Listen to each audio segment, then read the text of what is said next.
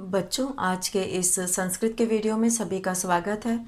कक्षा 6 की संस्कृत की पुस्तक रुचिरा प्रथमो भाग का अभ्यास पुस्तिका पर आधारित प्रश्नों को हम लोग करेंगे। अभ्यास पुस्तिका में पाठ 10 दशमः पाठः कृषकाः कर्मवीराः, ये रुचिरा प्रथमो भाग के इस पाठ पर ही आधारित ये अभ्यास पुस्तिका है। इसके कुछ प्रश्नों को हम लोग करेंगे। तो इसमें जो है सबसे पहला प्रश्न जो दिया है वो है पदानाम विभक्तिम चिनोत, पदों की विभक्ति चुनिए। तो इसमें 4 विकल्प दिया गया है जिसमें से कि एक सही विकल्प चुनकर लिखना है। तो यहाँ पर पहला है मेघाः। तो मेघाः जो है वो पुल्लिंग का बहुवचन है और मेघा का अर्थ होता है बादल। तो यहाँ पे मेघाः जो है वो प्रथमा विभक्ति का बहुवचन है। तो इसमें विभक्ति चुनना है, इसलिए हम लोग को वचन नहीं देखना है, केवल कौन सी विभक्ति है ये देखना है। तो यहाँ पर हम लोग करेंगे उत्तर 1 अभ्यास पुस्तिका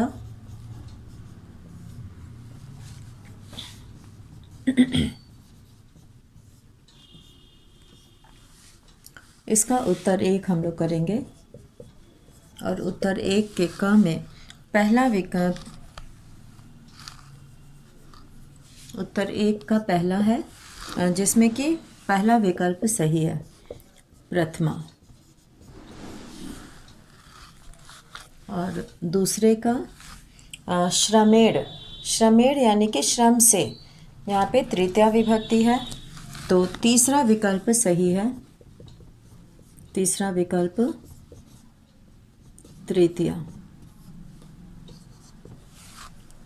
और तीसरा है प्रश्न पादयोः, जिसमें पद दिया हुआ है पादयोः, तो ये षष्ठी विभक्ति है। तो दूसरा विकल्प सही है।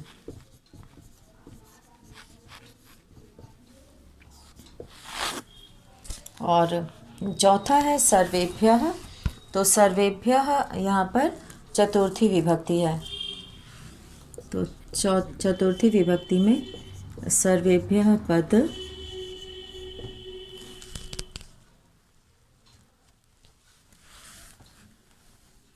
यहाँ पर हमें विभक्ति का नाम लिखना है।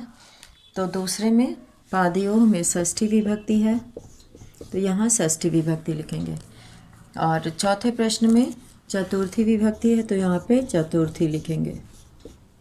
और पांचवें प्रश्न में यहाँ पर हम लोग देखते हैं, पांचवें प्रश्न में कृषिका नाम है, तो ये षष्ठी का बहुवचन है, तो ये षष्ठी विभक्ति है। पहला जो है ये विकल्प सही है। और छठा है शरीरम। तो शरीरम यहाँ पे कर्म कारक है, द्वितीया विभक्ति। तो दूसरा विकल्प जो है ये सही है, द्वितीया। तो विभक्ति में हम लोग लिखेंगे द्वितीया। तो इस तरह से यहाँ पे पहले प्रश्न का उत्तर हम लोगों ने किया। और अब हम लोग करेंगे अगला प्रश्न। और अगले प्रश्न में यहाँ पे दिया है कि रिक्त स्थानानि मंजुषा पदैः पूरयत। रिक्त स्थान मंजुषा के पदों से भरिए। मंजुषा कहते हैं यहाँ पे जो बॉक्स दिया हुआ है और उसमें जो शब्द दिया गया है, तो मंजुषा यहाँ पे हेडिंग के अंतर्गत शब्द दिया है दत्वा, दूरे मेघाः, शीतकाले अपि, सस्वेदम और कृषिकाणाम। तो यहाँ पर पहला है सूर्यस्तपतु वा वर्षन्तु। तो यहाँ पर मंजुषा के पदों से भरना है, तो यहाँ पे मेघाः लिखेंगे। तो उत्तर 2 हम लोग यहाँ पे करेंगे। उत्तर 2 के पहले में हम लोग खाली जगह में भरेंगे सूर्यः तपतु मेघाः। तो इसमें हम लोग लिखेंगे मेघा। तो ये खाली जगह में भरना है और बाकी वाक्य वैसे ही पूरा लिख लेना है। और दूसरा है सुखम ही तिष्ठति। तो यहाँ पे आ जाएगा दूरे, सुख दूर रहता है, तो यहाँ पे दूसरे में आ जाएगा दूरे।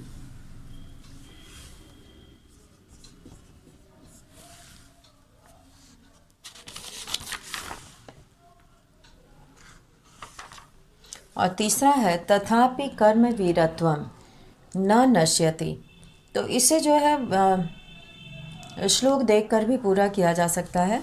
तो यहाँ कृषि का नाम आ जाएगा तीसरे में। कृषि का नाम।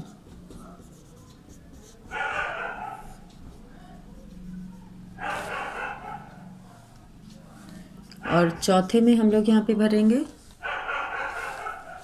कृषिका कृषिको नित्यम कर्मठौ शीतकाले अपि। यहाँ पर आ जाएगा खाली जगह में, ये सभी जो है वो खाली जगह में भरे जाएंगे। शीतकाले अपि।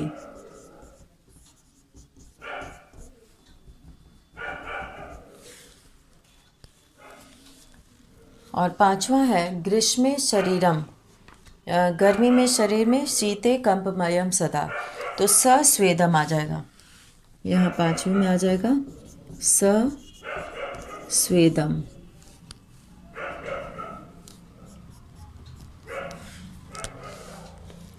और छठा है शाकम अन्नम फलम दुग्धम सर्वेभ्य एव तौ। यहाँ पे दत्वा, दत्वा आ जाएगा। दत्वा मतलब देकर। तो इस तरह से यहाँ पे पूरे 6 वाक्य को हम लोगों ने पूरा किया।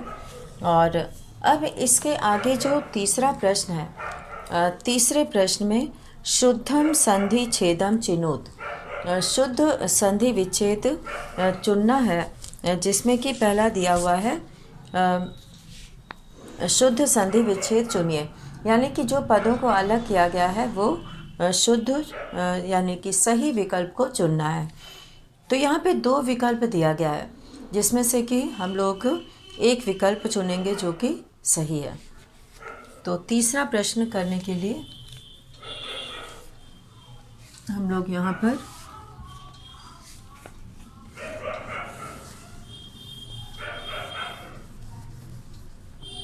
तीसरा प्रश्न हम लोग करेंगे।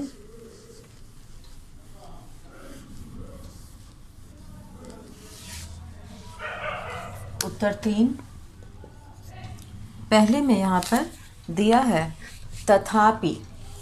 तथापि का जो सही विकल्प है वो पहला है तथा धन अपि। तथा धन आपी नहीं होता है, क्योंकि आपी का कोई अर्थ नहीं है। तो पहले में पहला विकल्प तथा धन अपि। और दूसरा है त्रिषा कुलौ। त्रिषा धन कुलौ, त्रिषा धन आकुलौ। तो दूसरा विकल्प सही है इसमें, त्रिषा धन आकुलौ, प्यास से व्याकुल।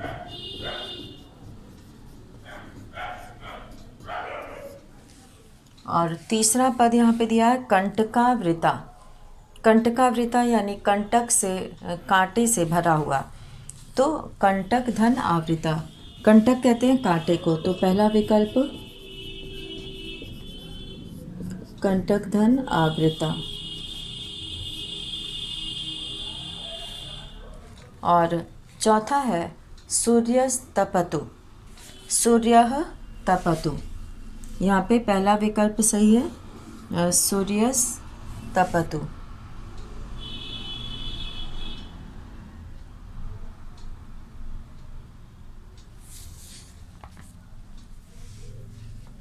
सूर्यः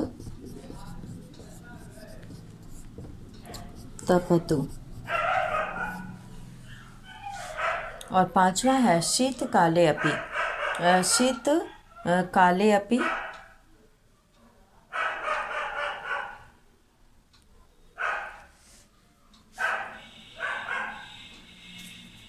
यहाँ पर हम लोग करेंगे शीतकाले धन अपि।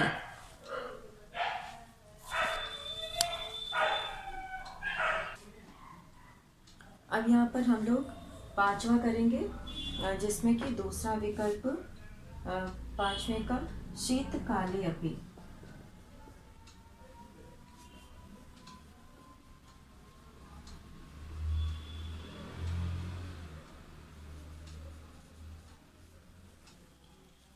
और अब हम लोग यहाँ पर अगला करेंगे, जिसमें दिया है चौथा प्रश्न, जिसमें दिया है कि शुद्ध विकल्पेन उत्तरत। शुद्ध विकल्प से उत्तर दीजिए। तो शुद्ध विकल्प से उत्तर यहाँ पर देना है। क है जलम के वर्षन्तु, जल कौन बरसाते हैं?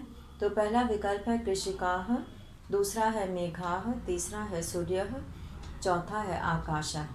तो यहाँ पे जलम के वर्षन्तु तो मेघाः, बादल ही जल बरसाते हैं। तो यहाँ पे उत्तर 4 का हम लोग लिखेंगे। क का उत्तर जो है वो है दूसरा विकल्प मेघाः। और ख में प्रश्न पूछा गया है कि कृषकौ केन क्षेत्राणि कर्षतः, किसान किससे खेतों को जोतते हैं? हलेन, श्रमेण, हस्तेन, दंडेन। तो यहाँ पे हलेन, हल से। तो पहला विकल्प सही है, हलेन। और अब ग हम लोग करेंगे यहाँ पर। और ग है कृषिकाणां गृहं कीदृशम् अस्ति, किसानों का घर कैसा है? स्वच्छम, समृद्धम, विशालम और जीर्णम। तो जीर्णम है यानी कि बहुत ही टूटा फूटा और पुराना है। तो चौथा विकल्प यहाँ पे सही होगा जीर्णम, जिसमें लिखा है जीर्णम। और अब है घ कृषिकाणां श्रमेण धरित्री कीदृशी जाता, किसानों के श्रम से धरती कैसी हो जाती है? शुष्का, नीरसा, सरसा और सांद्रा। तो सरसा यहाँ पे घ में हम लोग लिखेंगे, तीसरा विकल्प लिखेंगे सरसा। और अंग है उपानहौ कुत्र धार्यते। तो जूता कहाँ धारण किया जाता है? पादयोः। दूसरा विकल्प है पैरों में। तो घ के बाद यहाँ पर अंग का हम लोग विकल्प लिखेंगे, दूसरा विकल्प पादयोः, यानी पैरों में उपाना मतलब जूते को धारण किया जाता है, पहना जाता है। तो यहाँ पर हम लोग चौथे प्रश्न का उत्तर किए। और अब हम लोग यहाँ करेंगे छठा प्रश्न। पांचवा प्रश्न हम लोग नहीं करेंगे, छठा प्रश्न करेंगे, जिसमें कि विशेषण विशेष्य पदानि योजयत, विशेषण और विशेष्य पदों को जोड़ें, मिलाएं। तो यहाँ पे हम लोग इस प्रश्न को करेंगे। विशेषण और विशेष्य पदों को जोड़ना है।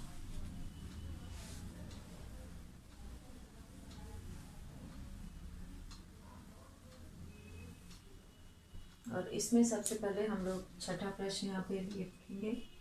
और इसमें जो है ये विशेषण और विशेष्य, विशेषण और यहाँ पर विशेषण, इनको मिलाना है।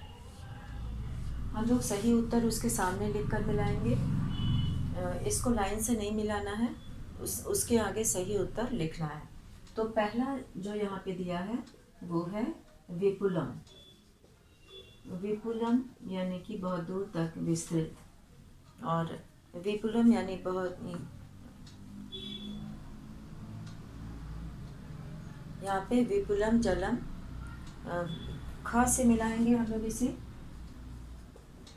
जलम।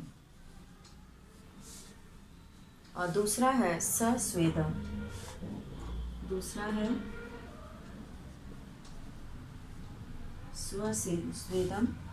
और पसीना जो है शरीर से निकलता है, तो यहाँ पे क से मिलाएंगे शरीरम।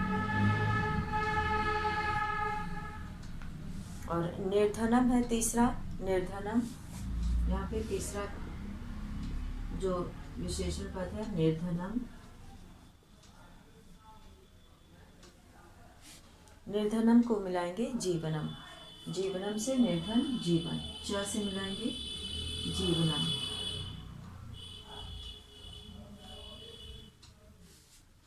और फिर है चौथा जीर्णम।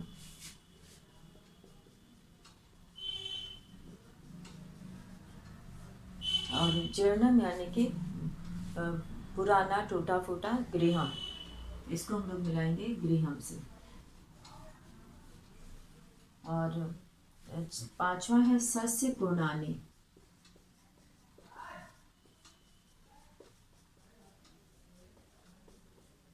सस्य पूर्णानि, इसको हम लोग मिलाएंगे क्षेत्राणि से।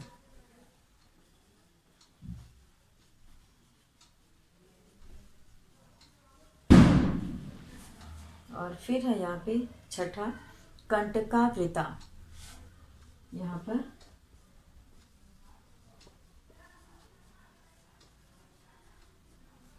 कंटकावृता, कांटों से भरा हुआ, धरित्री यानी धरती।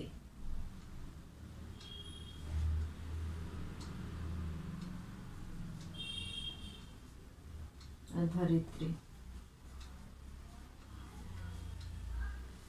और सातवां है विचित्र।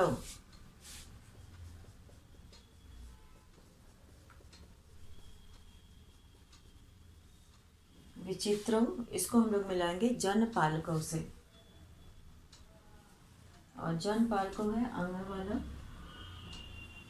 जनपालकों, इसको जनपालकों से मिलाएंगे।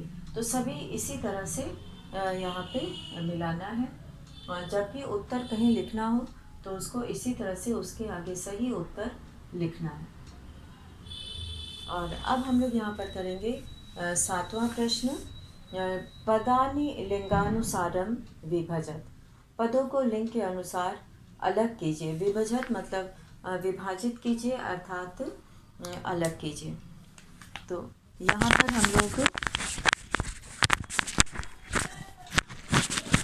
करेंगे सातवां प्रश्न। और सातवें प्रश्न में हम लोग यहाँ पर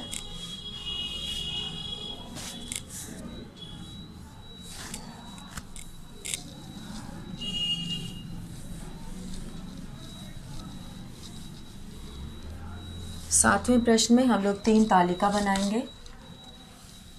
प्रश्न 7। और पहली तालिका पुल्लिंगानि का है।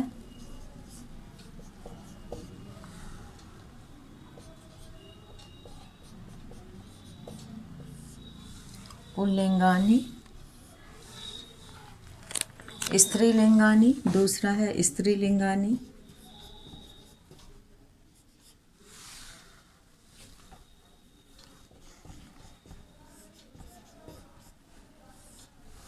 और यहाँ पे तीसरा है नपुंसक लिंगानि।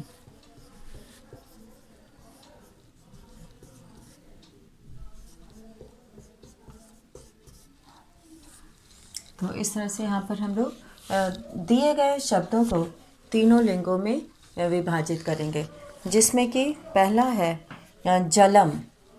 पदानि यहाँ बॉक्स में दिया हुआ है, उसमें है जलम। तो जलम जो है नपुंसक लिंग शब्द है, तो हम लोग यहाँ पर इसको नपुंसक लिंग में लिखेंगे। दूसरा है सूर्य, पुल्लिंग होता है, तो सूर्य को पुल्लिंग में लिखेंगे। तीसरा धरित्री, स्त्रीलिंग है, तो धरित्री को हम लोग स्त्रीलिंग में लिखेंगे। वृष्टि, ये भी स्त्रीलिंग है, वृष्टि। और गृहम नपुंसक लिंग है, तो इसको नपुंसक लिंग में लिखेंगे। और फिर है मेघाः, बादल पुल्लिंग होता है, तो इसको इसमें लिखेंगे। क्षेत्राणि, ये भी नपुंसक लिंग है, तो इसे नपुंसक लिंग में लिखेंगे। कृषकः, ये पुल्लिंग है, कृषकः, तो पुल्लिंग में लिखेंगे। कृषिका स्त्रीलिंग है, तो कृषिका स्त्रीलिंग में लिखेंगे। और फिर है वसनानि, ये नपुंसक लिंग है, वसनानि। जनपालकौ पुल्लिंग है। और फिर है वर्षा, स्त्रीलिंग। और अन्नम नपुंसक लिंग है। और फिर है उपानहो, ये पुल्लिंग है। और फिर है शुष्का, ये स्त्रीलिंग में है। तो इस तरह से हम लोगों ने यहाँ पर दिए गए पदों को एक क्रम से उसको हम लोगों ने अलग अलग लिंग के अंतर्गत विभाजित किया है। विभजता का अर्थ होता है विभाजित करना, अर्थात उसको अलग अलग लिंगों के अनुसार लिखना। तो सूर्यः मेघाः कृषकः जनपालकः उपानः, ये पुल्लिंग में है। और धरित्री, वृष्टि, कृषिका, वर्षा, शुष्का स्त्रीलिंग में। और जलम, गृहम, क्षेत्राणि, वसनानि, अन्नम, ये नपुंसकलिंग में। तो इसी के साथ आज का ये वीडियो यहीं समाप्त करते हैं। सभी छात्र जो है वो अभ्यास पुस्तिका में इसे पूरा करेंगे। धन्यवाद।